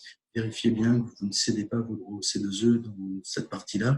Vérifiez bien que les entreprises en question sont des entreprises mandataires, qu'elles sont reconnues, ou que si c'est des entreprises qui sont juste pas délégataires mais mandataires, elles ont concrètement pignon sur rue, que ce n'est pas vraiment ce qu'on pourrait appeler de l'arnaque. Voilà. Alors, est-ce rétroactif? Et bien justement, c'est ce que je vous expliquais au niveau du fameux RAI, c'est justement pour éviter ça. Donc, le rôle actif et incitatif, alors je vais mettre entre parenthèses parce que les éligibles sont les seuls à pouvoir faire, entre guillemets, de la rétroaction, mais ils ne représentent que très peu. Sinon, 99,9% des autres travaux qui sont faits ne peuvent être jamais rétroactifs. C'est bien pour ça qu'on a mis ce fameux RAI en place. Et donc, l'État vous indique, vous avez fait vos travaux il y a 1 an, vous ne les avez pas fait subventionner par les C2E, c'est que vous n'aviez pas besoin de ces C2E. Donc, pour l'État, il est évident que s'il n'y a pas eu un rôle actif et incitatif, on ne vous a pas amené à aller vers ces C2E pour économiser de l'énergie, pour faire l'ensemble de ces travaux, vous n'avez pas besoin de faire profiter de ces C2E. C'est pour cela que c'est jamais rétroactif. Donc, par rapport à ce point-là, je vous invite à être très vigilant sur le fait de bien signer des conventions qui vont porter ce rôle actif et incitatif ou de signer des lettres recommandées. Alors, qui fait du démarchage téléphonique très agressif pour l'isolation à 1 €? Eh bien, ça va être toutes les entreprises qui sont les entreprises mandataires. C'est celles dont je vous parlais, qui surfent aujourd'hui vraiment sur le phénomène des C2E. Et donc, pour elles, aujourd'hui, l'intérêt, c'est d'avoir un maximum de dossiers à mettre en place. Et donc, c'est pour ça que vous avez aujourd'hui beaucoup de personnes qui vous harcèlent, entre guillemets, au téléphone. Et je suis moi-même particulier, donc je sais ce qu'il en est. Et c'est un des points négatifs qu'il y a aujourd'hui en ce moment avec l'envolée du prix des C2E. Donc concrètement, quand vous avez un C2E qui est à 9 €, l'entreprise va la valoriser autour de 4,50 € pour une isolation. Et donc concrètement, elle va faire une marge qui va être énorme. C'est pour ça qu'il y a autant de personnes qui essayent de faire des isolations à 1 € et c'est pour ça que vous avez autant d'appels. C'est que derrière, il y a une manne énorme. Alors, y a-t-il des arnaques au C2E? Alors, il y en a eu, il y en a de moins en moins aujourd'hui. Les arnaques qui avaient été notamment des arnaques, alors là, c'était des dossiers judiciaires, hein, les quelques arnaques qui ont été connues. Vous allez avoir les informations aussi sur le site du développement durable du ministère, quelque chose d'intéressant à prendre en compte. Donc, c'est des arnaques de personnes qui ont créé des faux devis ou qui ont généré des fausses factures qui sont vraiment totalement illégales. Après, vous avez ce qu'on appelle des déviances, où là, vous allez avoir, par exemple, pour 100 mètres carrés isolés, vous allez avoir 150 mètres carrés, ou des choses qui n'étaient pas tout à fait cohérentes par rapport à ce qui était demandé. Donc, on ne va pas parler, mais ça reste pour moi des arnaques. Mais il faut faire attention, comme je vous le disais, à qui vous proposez vos services de rénovation et de bien faire attention à tous les acteurs, surtout les mandataires qui surfent là-dessus et qui n'ont pas pignon sur rue, qui sont là que pour faire de l'argent. Donc ça, c'est un point important qu'il faut bien résoudre. Alors, le R, isolation installée, égale seulement le complément neuf d'isolation ou le cumul d'isolation complémentaire plus l'isolation d'origine. Exemple, doublage intérieur Pacossil d'origine 1981 plus complément.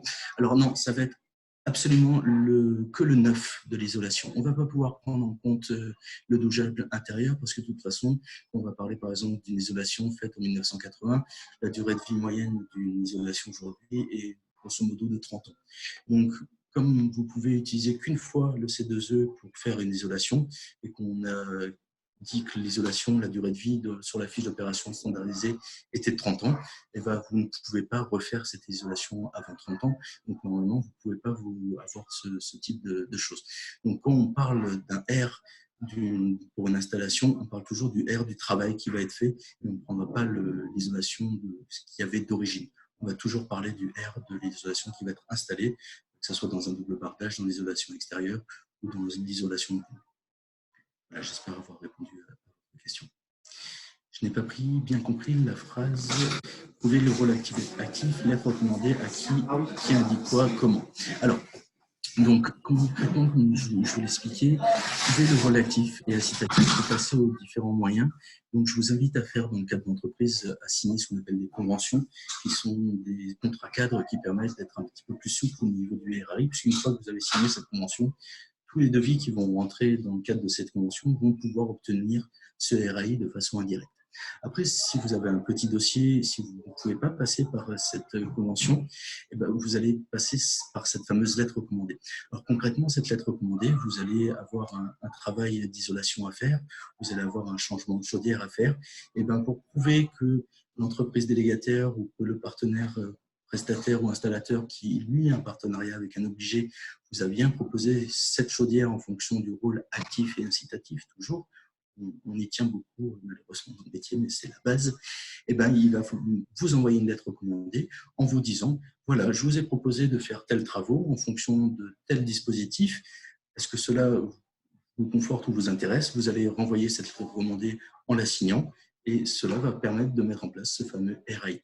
Donc, pourquoi et à qui? Ça va être en fonction du type de travaux que vous allez faire, en fonction du type de personne à qui vous allez demander de vous utiliser. Si vous passez directement par un obligé, si vous passez par un délégataire, ça va être différent. Après, ça va en fonction de l'organisation que vous souhaitez. Bonjour, je suis arrivé en retard. Est-il possible de revisionner la conférence? Alors, je pense que Bénédicte vous le confirmera, cette conférence. Oui, je vous le confirme.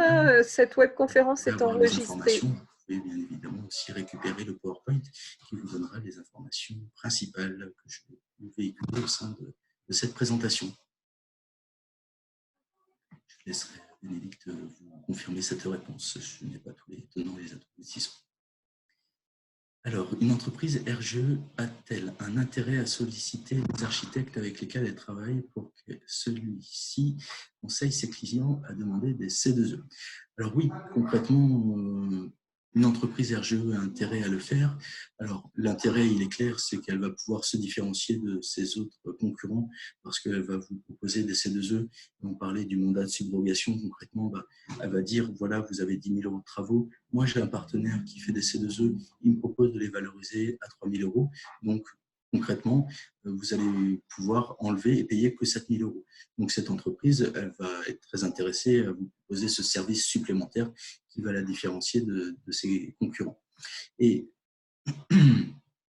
après, il faut se méfier, bien évidemment, parce que cette entreprise peut avoir ce qu'on appelle des incentives. Ça veut dire, comme je vous le disais, le côté de gagner beaucoup d'argent en faisant des travaux qui ne sont pas réalisés à leur juste valeur, ou à leur juste valeur, mais avec des C2E qui ne sont pas clairement expliqués.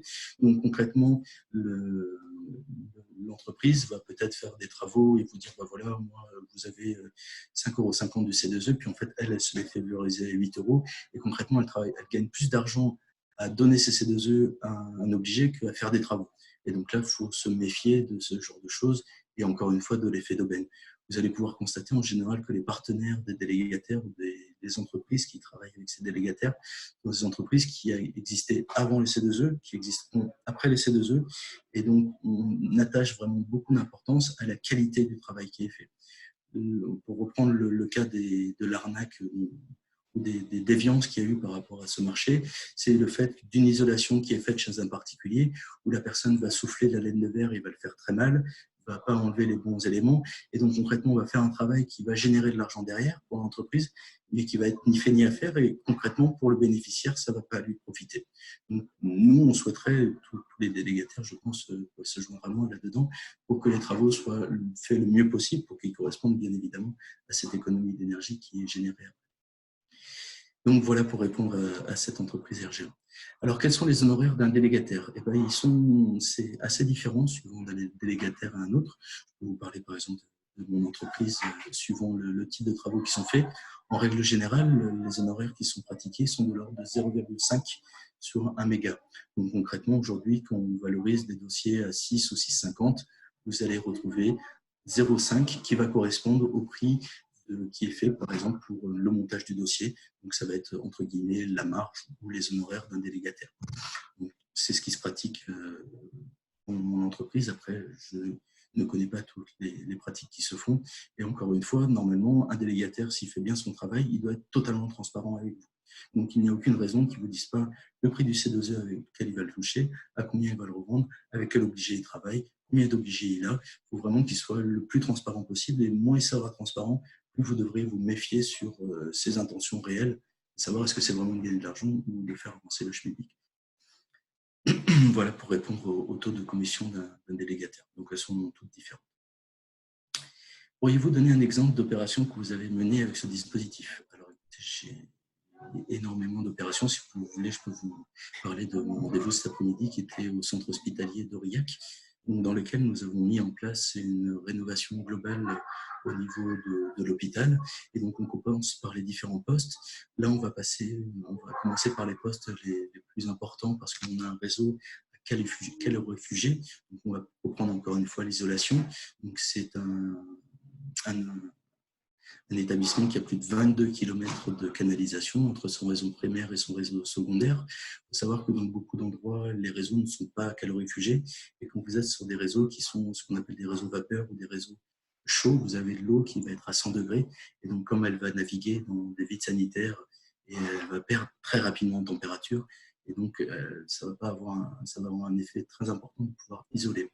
Après, au sein de cet hôpital, on va prendre tous les différents postes et on va travailler dans la rénovation globale en proposant de la rénovation avec de l'ITE, c'est-à-dire l'isolation par l'extérieur.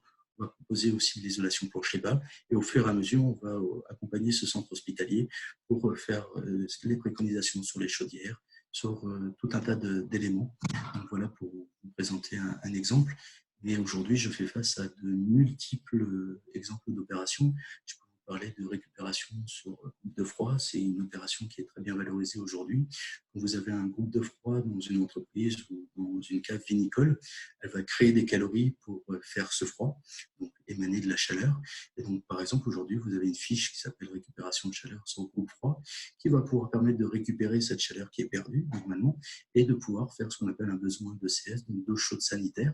Et cela va être pris en compte par les C2E. Après, vous avez les menuiseries, nous gérons par exemple au sein de notre entreprise plus de 3000 dossiers par mois. Donc, il y en a beaucoup.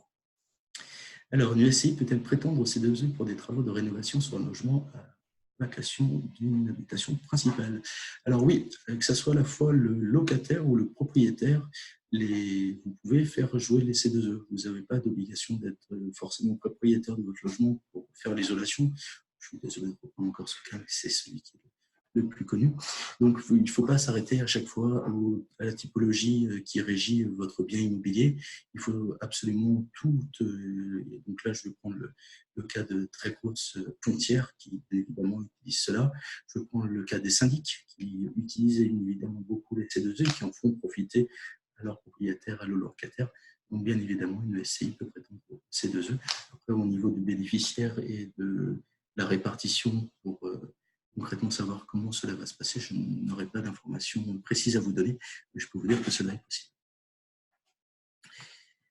Alors, est-il possible de bénéficier des C2E sous une opération standardisée avec un code APE différent de la fiche. Alors, il faut savoir que le code APE n'est pas quelque chose de restreignant. Ce qui nous importe à nous, concrètement, dans le cadre du métier d'un délégataire, ça va être la destination du bien. Donc, concrètement, si vous avez un bureau et que sur votre code APE, vous avez une autre activité, nous, ce qui va nous intéresser, c'est est-ce que vous êtes dans une activité bureau, est-ce que il y a de l'hébergement qui est fait, est-ce qu'il y a de la santé qui est fait, est-ce que vous avez un hôtel. Donc, après, le code APE va avoir très peu d'incidence par rapport à la fiche en question. Donc ça, c'est après voir au cas par cas avec les personnes qui vont vous accompagner sur votre dossier, mais ne vous fiez pas qu'au code APE, puisque j'ai eu beaucoup de demandes où la personne me disait « mais j'ai ce code APE, mais mon bâtiment n'a rien à voir avec ce code-là ». Donc, bien évidemment, quand on va se rapprocher de la fiche d'opération standardisée, voir si on est dans le vinicole, si on est dans l'agriculture ou autre, ça ne va pas être le code APE qui va pouvoir donner cette information de façon claire et nette. Alors, quels sont les mandataires dont vous parlez? Alors, je ne saurais vous donner de noms exhaustifs, il en existe pléthore. C'est vraiment, vous avez énormément d'entreprises qui vont être mandataires. Là, je vous laisserai faire les recherches, sachant que vous en avez qui sont des mandataires respectables et respectés sur la place publique, qui font un travail qui est tout à fait honorable et valorisable. Et après, vous avez bien évidemment, comme sur toute dérive, des mandataires qui ne cherchent que à faire de l'argent. Vous avez eu, il n'y a pas assez récemment, le cas de personnes européennes qui faisaient du forcing pour faire signer des particuliers, et donc c'était aussi des mandataires, on ne savait pas d'où ils venaient, comment ils venaient, donc je ne saurais pas vous dire exactement les mandataires, je ne pourrais pas faire de délation à ce moment-là. À aucun moment n'est pris en compte les revenus des particuliers pour accéder au C2E. Alors si, parce que quand on parle de précarité énergétique ou de grande précarité énergétique, on parle des C2E de précarité, c'est en fonction bien évidemment des revenus pour les particuliers. Alors je vais faire deux points précis là-dessus. Le premier, c'est déjà sans parler de précarité énergétique, vous avez le crédit d'impôt. Donc le crédit d'impôt, comme par exemple vous mettez en place une pompe à chaleur ou vous mettez en place ce genre de choses à votre domicile, vous pouvez prétendre à du crédit d'impôt. Alors il faut savoir que les C2E ne vous empêchent pas d'avoir des crédits d'impôt. Bien au contraire, vous pouvez cumuler les deux. La seule chose étant, c'est que vous devez réduire de l'assiette fiscale la part qui vous a été donnée dans les C2E, bien évidemment, pour ne pas avoir le double gain. Après, pour le cas des particuliers et pour le cas des revenus, vous allez pouvoir, je peux aussi vous l'envoyer, retrouver au niveau des revenus. Donc là, ça va concerner beaucoup les bailleurs sociaux qui ont beaucoup de locataires qui sont à revenus modérés et donc qui sont appelés des locataires dans le cadre de la grande petite précarité énergétique. Et donc, pour avoir accès au C2E dit précarité, il faut rentrer en compte certaines tranches de revenus. Vous allez retrouver, je crois que c'est l'ADEME qui mis cela en place. Et donc, bien évidemment, est pris en compte les revenus des particuliers pour accéder aux C2E particuliers, qui sont les C2E précarité. Sinon, pour le reste, vous n'avez pas. Castorama, Auchan, ce sont des mandataires. Alors non, ce ne sont pas des mandataires, ce sont des obligés. Alors, Castorama, je ne le mettrai pas dedans puisqu'ils ne vendent pas d'énergie. Mais il faut savoir que tous les centres commerciaux, que ce soit Auchan, Carrefour, Leclerc, vendent de l'essence. Et donc, par rapport à ça, sont devenus par obligation des obligés puisqu'ils vendent de l'essence. Et donc, ils sont tenus, comme Total, comme Engie, de faire des économies à leurs clients finaux, donc leurs bénéficiaires. Et c'est pour ça que vous entendez aujourd'hui beaucoup de publicité, notamment sur Leclerc, qui propose d'utiliser des C2E sur des choses auxquelles on n'avait pas pensé jusqu'à maintenant. Donc, ce ne sont pas des mandataires, ce sont bien des obligés. Il faut bien retenir que obligés sont les personnes qui vendent du carburant. Alors, pour un logement de 2 ans, donc RT 2012, bénéficier est vraiment inconcevable. Que voulez-vous dire dans votre question? Parce que là, je ne saisis pas exactement la typologie des questions. J'imagine que c'est une réaction par rapport au fait qu'un logement qui est déjà RT 2012 peut profiter de ces 2 heures, alors que c'est peut-être pas quelque chose qui est réellement valable. Je ne saurais pas vous répondre. Aujourd'hui, les bâtiments qui sont RT 2012 sont très peu sujets au C2E. Après, en fonction du bâtiment, il y a des cas qui sont plus ou moins différents, sachant que nous, concrètement, le parc sur lequel on intervient le plus sont des parcs qui sont beaucoup plus anciens, années 60, années 80, années 2000. Voilà pour cette réponse. Alors, est-il possible de bénéficier de C2E pour un projet de réhabilitation d'un immeuble existant en logement locatif. Bien évidemment, comme je vous l'ai expliqué, vous n'avez pas une obligation d'être propriétaire. Les locataires peuvent avoir accès donc, au C2E. Et donc, dans le cadre d'un projet de réhabilitation, donc là, on va parler de rénovation globale d'un immeuble existant, vous pouvez tout à fait mettre en place des C2E et pouvoir valoriser les différents postes des C2E, à la fois les postes d'isolation, les postes de thermie, comme je vous l'ai expliqué, et l'ensemble de ces points-là. Donc oui. Est-ce qu'il vous reste d'autres questions Colin, est-ce que vous m'entendez? Qu'importe si l'immeuble est vide. Il faudra Colin, voir avec le maître d'œuvre. Colin, Les C2E s'attachent non, vous au m'entendez fait que pas. le bâtiment ait plus de 2 ans. Donc, si vous êtes propriétaire de ce bâtiment, que vous souhaitez le louer par la suite et que vous souhaitez mettre en place des travaux de rénovation énergétique et donc, par ce biais-là, utiliser le dispositif pour faire une isolation par l'extérieur, pour faire de l'isolation de comble, pour faire des travaux de thermie, pour changer votre thermie, pour mieux isoler, pour que, in fine, vous ayez moins de consommation d'énergie. Certes, votre bien sera peut-être plus rentable grâce à ça, mais aujourd'hui, ce qui compte dans le dispositif, c'est de limiter les gaz à effet de serre, donc limiter les consommations d'énergie. J'espère avoir répondu à votre question.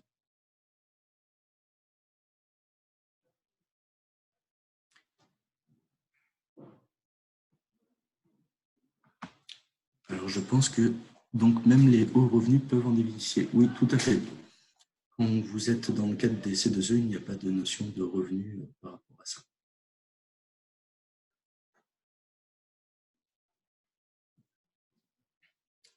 Est-ce qu'il vous reste encore des points à valider ou confirmer ou quoi que ce soit sur la partie C2E?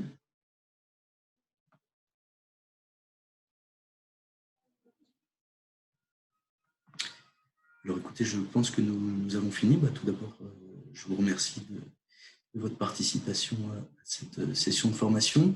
Je vous retrouverai donc les informations intéressantes et toutes les informations que j'ai mis en exergue sur cette présentation, qui je crois sera disponible. Je vais demander à Bénédicte de confirmer cette information. Vous retrouvez l'ensemble des informations, notamment la vidéo, qui sera intégrée dans le cadre de cette présentation. Et vous pouvez bien évidemment vous rapprocher de tous les différents acteurs pour avoir des informations supplémentaires et pouvoir vous conseiller, sachant, comme je vous l'ai expliqué, ce marché propose énormément de potentiel. Vous avez beaucoup de choses à aller chercher. C'est vraiment très intéressant, mais ce n'est pas forcément simple de pouvoir y accéder. Donc, faites-vous accompagner. Alors, pour revoir la vidéo, quand vous allez télécharger le PowerPoint, vous avez à la slide 3 la vidéo qui est incorporée dedans. Sinon, je me proposerai à Hello Formation d'envoyer un lien pour la télécharger, ce qui vous pourra permettre de la voir. Alors, l'intérêt de cette vidéo, c'est juste qu'elle relate très synthétiquement les différents obligés, délégataires, leurs liens entre eux. C'est pour ça que je la mets en général en introduction, puisqu'elle permet vraiment de dégrossir et de désacraliser cette partie des C2E. Écoutez, je vous remercie que cette conférence ait pu être intéressante. Encore une fois, j'aurais aimé encore plus la développer, mais il nous faudrait vraiment beaucoup plus de temps pour pouvoir balayer l'ensemble des points qui sont effectifs dans le cadre des dispositifs des C2E. Colin, bonsoir. Vous m'entendez? Allô, allô? Écoutez, je vous remercie d'avoir participé à cette formation. La formation est liée à terme pour les informations et la mise en place de tout cela. Et j'espère que vous allez pouvoir faire des C2E et pouvoir profiter de ce dispositif et pouvoir faire en profiter, bien évidemment, toute la maîtrise d'œuvre et tout. Oui, bonsoir Colin, vous m'entendez? Je vous souhaite à toutes et à tous une très bonne soirée et vous remercie. Allô? Bon, ça ne marche pas. Je vous souhaite à tous une bonne soirée.